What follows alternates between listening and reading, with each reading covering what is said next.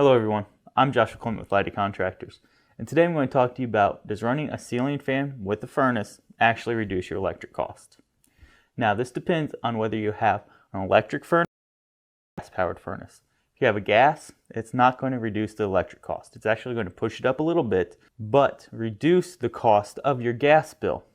And the way you do that is actually by pushing the air up against the ceiling, which is going to move the hot air that gets stagnant there downward.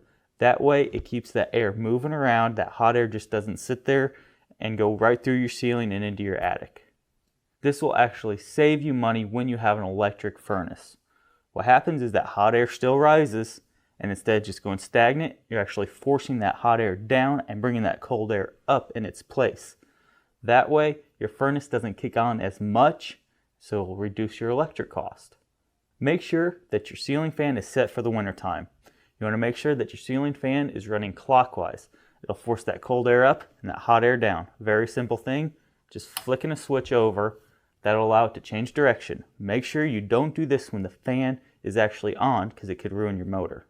I'm Joshua Clement with Lighty Contractors, and we just discussed, does running a ceiling fan and furnace reduce your electric cost? Thanks for watching. Good luck with this project.